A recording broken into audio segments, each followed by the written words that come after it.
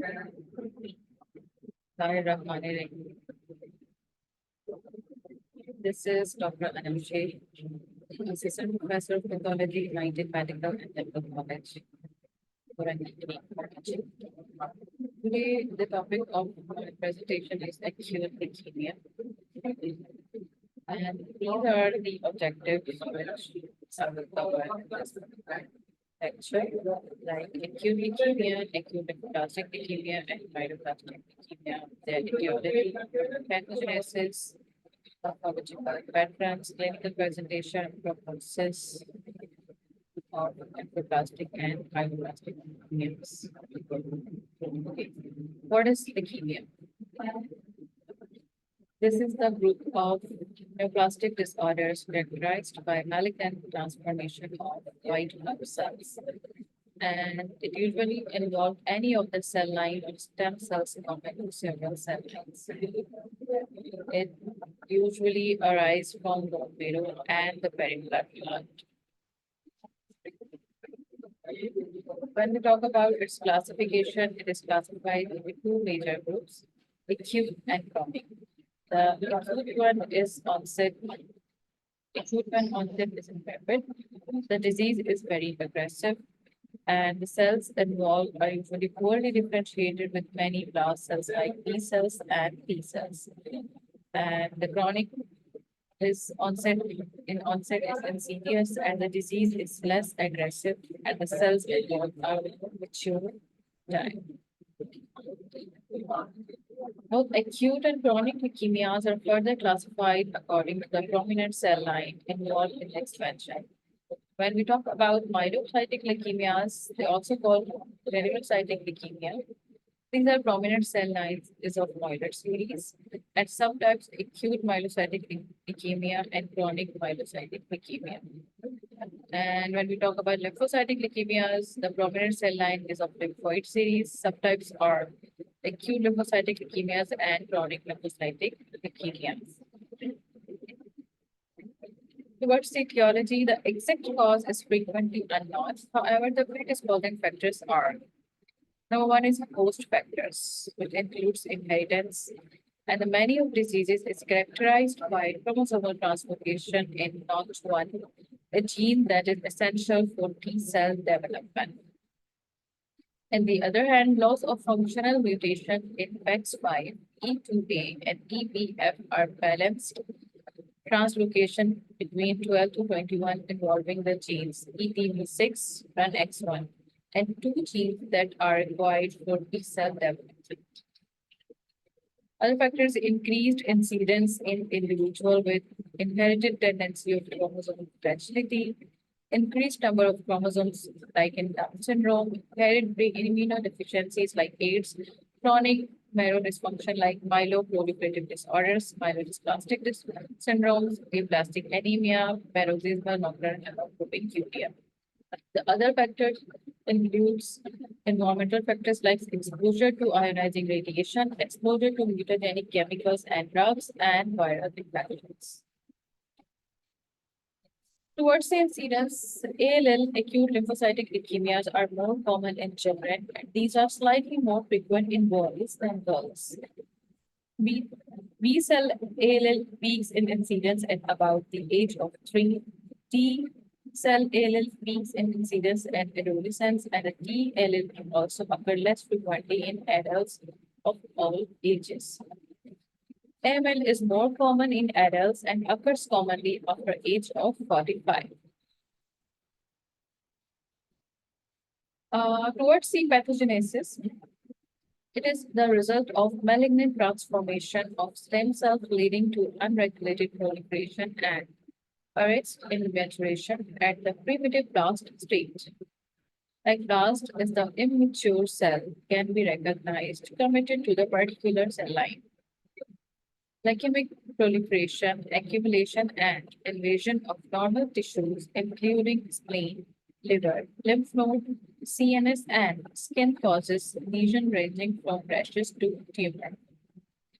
Inhumoral mediators from leukemic cells may inhibit the proliferation of normal cells. Bone marrow failure and abnormal hematopoiesis results in pancytopenia, causing the death, hemorrhage, and infections. Towards the morphology, the picture is showing the myeloblast, and the myeloblast basically are large blood cells with moderate amount of cytoplasm. This is showing the cytoplasm. When fine, they see chromatin and prominent nucleoli. This is showing the nucleoli. 10 to 40% blasts contain all roads fused lysosomes and rich lysosomal enzymes. Or basically, it's a composition of proteins, fusion of lysosomes and rich lysosomal enzymes. And it is a morphological hallmark of AML. The picture is showing the lymphoblast, and these are the basically small blasts with scant cytoplasm.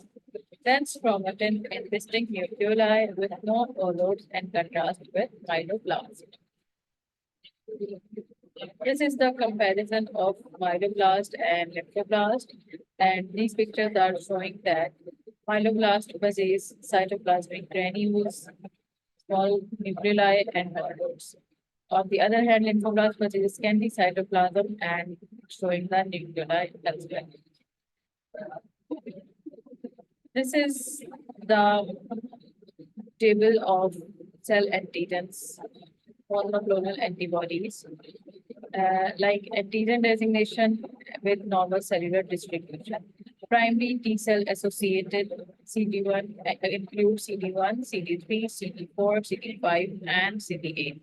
CD1 acts on thyrocytes and Langerhans cells. CD3 thyrocytes, mature T cells, helper T cells. On the other hand, with CD4 and CD5 T cells and a small subset of B cells, CD8 on cytotoxic T cells, subset of thrombocytes, and some natural killer cells. These are the subtypes primary B cell associated with CD10, CD19, CD20. Primary monocyte and macrophages include CD11C, CD30, 14, 15, 33, and 64. Natural killer cells, primary stem cells, and activated macrophages. When we talk about the clinical features of leukemia, it includes bone marrow failure and organ infiltration. The signs and symptoms of bone marrow failure are pallor, lethargy, dyspnea, fever, infections, and breathing abnormalities. And the signs and symptoms of organ infiltration are pain and tenderness of the lungs, lymphadenopathy, hepatosplenomegaly, lung hypertrophy, chromas like tumor outside the bone and blood. Meningeal signs like elevated intracranial pressure, headache, nausea, vomiting in younger children, separation of the cranial sutures. The lab investigations or the laboratory investigations of leukemias are blood picture like CBC or complete blood count, bone marrow profile biopsy, immunophenotype staining for terminal deoxynucleotide transferase, a specialized DNA polymerase that is expressed only in precursor B cells and precursors T cells. Lymphoblasts like is positive in more than 95% of cases. Serum chemistry or marker like serum Swiss RNA 100-199. Cytogenetics includes karyotyping and molecular testing, and radiology include MRI and CT scan. Towards the prognosis, the pediatric ALL, one of the greatest success stories of oncology with aggressive chemotherapy. About 95% of children with ALL obtain a complete remission and 75% to 85% are cured. There are 35%, 40% of adults are cured. The worst prognostic markers are number one, age younger than 2 years because of the strong association of infantile ALL with translocations involving the MLL gene. Number two, Presentation in adolescent or adult age. Number three, peripheral blood blast count greater than 1 lakh reflects a high tumor burden. And when we talk about the favorable prognostic markers, and these are number one, age between 2 and 10 years. Number two, a low white cell count. Number three, hyperdiploidy. Number four, trisomy of chromosomes 4, 7, and 10. And the last is the presence of a translocation 12 and 21. The molecular detection of residual disease after therapy is predictive of a worse outcome in both B and T adult and is being used to guide new clinical trials.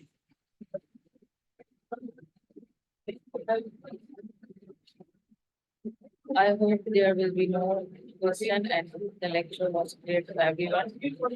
And these are there are some questions like acute myeloid leukemia is a life-threatening disorder in which certain blood cells become cancerous and rapidly replace normal cells in the body. As normal blood cells are replaced by cancerous cells, people with AML become anemic from too red blood cells. They develop infections easily because there are too few white blood cells to fight infections.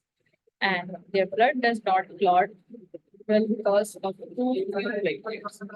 Which of the following additional symptoms of AML may be caused by having too few white blood cells? And the answer is fever. Another quiz is various diagnostic procedures may be used to confirm a diagnosis of AML or to determine if the disease has spread beyond the bloodstream. Which of the following is often used to confirm a diagnosis of AML? Bone marrow examination, CT scan of the chest, magnetic resonance imaging of the brain, and ultrasonography of the abdomen. Thank you so much.